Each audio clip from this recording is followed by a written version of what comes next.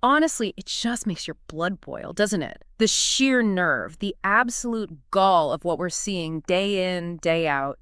It's beyond belief. It really is. You try to keep up, but the level of, well, let's just call it audacity, is staggering. Exactly. And that's why we're here. Welcome to the Deep Dive Report Show. We're cutting through the crap, the spin, the absolute insults they throw at us, pretending they're explanations. We're here to connect those dots, the ones they hope you won't see, and really look at what this means. Okay, let's dive right in. Ukraine. Fighting for its very existence, right? Against Putin's brutal invasion. You'd think diplomacy, serious talks would be top priority. Number one. Absolutely paramount, especially talks designated as critical. Critical, that's the word. Critical talks in London. So where's the Secretary of State? Where's Rubio? Oh, sorry, logistical issues. Logistical issues. At a critical time. Seriously, give me a break. Logistical issues for the Secretary of State. Well, look, things happen, travel gets complicated, but the timing, the importance, it does make you wonder, doesn't it? What's the real priority here? It stinks. And then they send out the spokesperson, Tammy Bruce, to face the music, and what do we get? Pure stonewalling. Just listen to this nonsense from CNN. Okay, let's hear it. Us now is State Department spokesperson Tammy Bruce. Thank you so much for coming on the show. So you have said that Secretary Rubio is skipping these talks due to logistical issues. Can you give us any more specifics on why the secretary will no longer attend? You know, I really will not speak to issues that have landed regarding negotiations or diplomatic discussions, but he has a tweet out. There's been certainly more discussions in general. We know General Kellogg certainly has been in London. So things are certainly moving on and being discussed. You just had a clip, of course, from the vice president in that regard. So that's the extent to which I'll address that. You know, I really will not speak to issues that have landed regarding negotiations or diplomatic dispute. So that's the extent to which I'll address that. Wow. The extent. That's the extent. That's all we get. Critical talks missed, and the explanation is nothing, or refusal to speak. Refusing to elaborate like that, I mean, especially when the stakes are so high, it just fuels speculation, doesn't it? What aren't they telling us? Is it just logistics? Of course it's not. It smells fishy. And then, get this, these rumors start swirling about some kind of peace proposal. A proposal where the U.S. might recognize Russia's control over Crimea. Freaking Crimea. Recognize the annexation. Yes, the same Crimea that Marco Rubio himself back in 2014 said Russia getting away with it was quite shocking and frankly outrageous. His words. Right, I remember that. A very strong stance back then. The hypocrisy. It's breathtaking. So now it's okay. Now we just hand it over. That's a significant pivot, if true. Okay. It's certainly to demand scrutiny regarding any potential policy shift on Ukraine. And apparently, Zelensky, the president of Ukraine, told them where to stick that part of the deal. Good for him. He reportedly rejected it. But ask the spokesperson about that. Oh, no. More deflection. More absurdity. Listen to this, Jim. Okay. Get away with it. Let's make something quite clear here. This is not going to be discussed on TV, not between you or me. It's not going to be a discussion over TV or television or dinner or anywhere else. That these are, President Zelensky, I respect a great deal, and he's going to say what he needs to say. But there's a reason why you do want to be able to sit down and talk, and it's why the secretary has been committed to that constantly for the last 100 days. It has been a hallmark of his secretariat up to this point. Getting to peace and ceasefires is a hallmark and a North Star of President Trump's administration, and it's working because it's not a debate on television. It's a discussion between the men and women who have an impact on this and can make decisions. And again, you'll hear these leaders say things independently in op-eds or to television anchors. But what matters is when they sit down. And this has been happening, and it's going to continue to happen. And How of course, long will it we will see, continue, as the though? secretary has said, well, that is what Secretary Rubio has already pointed to, and that it will not go on forever. It will not go on for months, but it's a matter of what these individuals, what they know in their private conversations through diplomatic negotiations and conversations and meetings is not something that is fair to discuss on television, speculate about, or muse about. Their success is based on their actions, and it does not come from a conversation like this on television. Anywhere. Not on TV, not over dinner. What kind of answer is that? Is this serious diplomacy? That's quite a statement. just refusing point blank to engage with a legitimate question about a major potential diplomatic move. It's unusual, to say the least. Makes you wonder about transparency. Transparency. There is none. They brag about this being some bold new era of Trump diplomacy the world hasn't seen. Is this it? Proposing to carve up a country that's been invaded. That's not diplomacy. That's appeasement.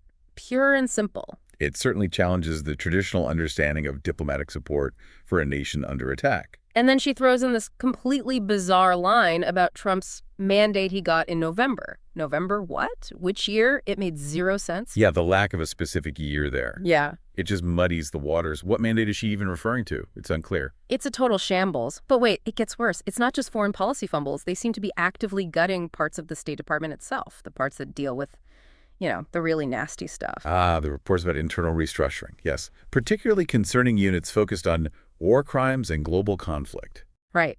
CNN's Kaylee Atwood had this report, based on officials' documents, saying these offices are just being eliminated. Gone. Let's play that clip. This is deeply concerning, especially right now. Play CNN clip. Sure.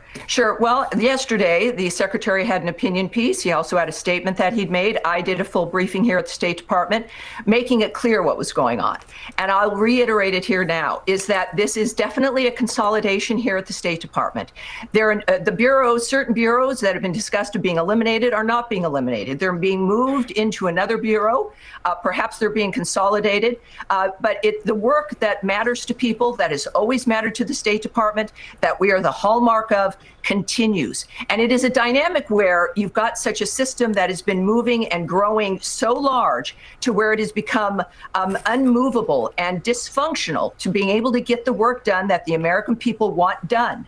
This is a matter of maintaining the traditional element of what the State Department has stood for, which is diplomacy around the world, functioning frameworks that actually we can get things done in a faster manner in this modern age. And this requires cutting down a system that has become bureaucratic, constipated, unable to move. And these changes will maintain the nature and the importance and the values of what we've wanted, what is important to diplomacy here and around the world, by making it more condensed, more nimble, more effective, and more efficient. Having dedicated offices for issues like war crimes signals a commitment. Right. It brings focused expertise.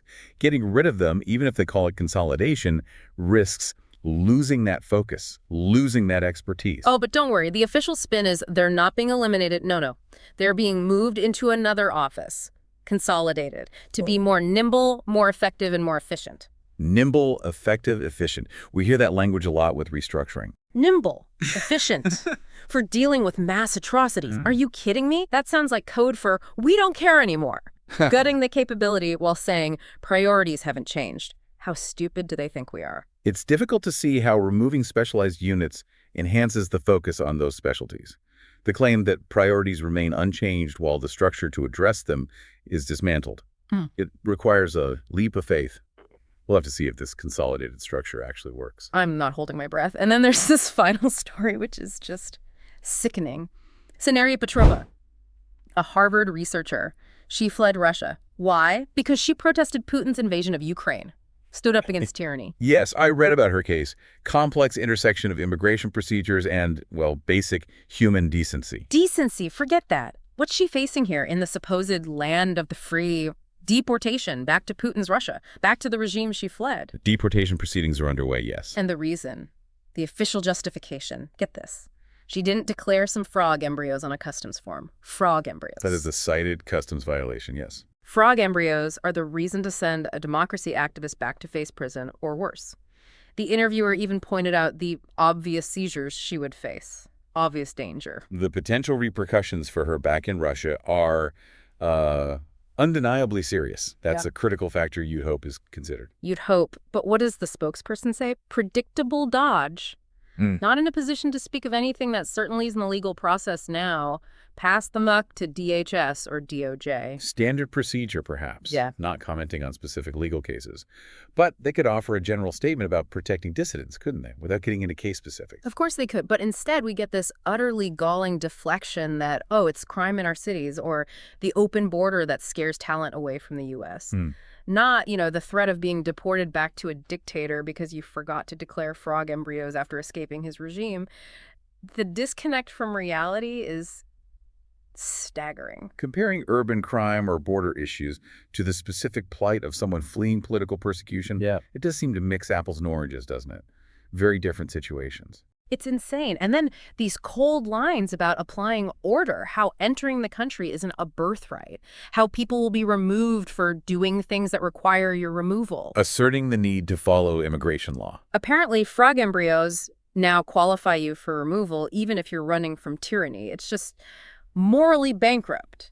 An outrage. Yeah, it does raise fundamental questions about how laws are applied, especially when significant humanitarian factors are involved, like fleeing documented persecution. This whole damn picture, it's just evasion, hypocrisy, incompetence, and a chilling lack of basic human compassion. They can't give a straight answer, they contradict themselves constantly, they dismantle the tools needed to fight injustice, and they threaten people who actually stand for the values they pretend to uphold.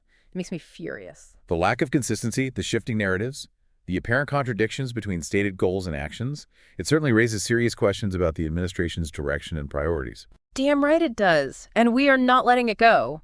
We'll keep digging, keep exposing this stuff. You need to know what's really going on. So make sure you stick with us here on the Deep Dive Report Show. Yes, continued scrutiny is absolutely vital. Keep watching, keep questioning. That's the key. So do us a favor. Hit like, subscribe, and click that notification icon. You don't want to miss what we uncover next. Stay informed. You'll catch them in the next breaking news.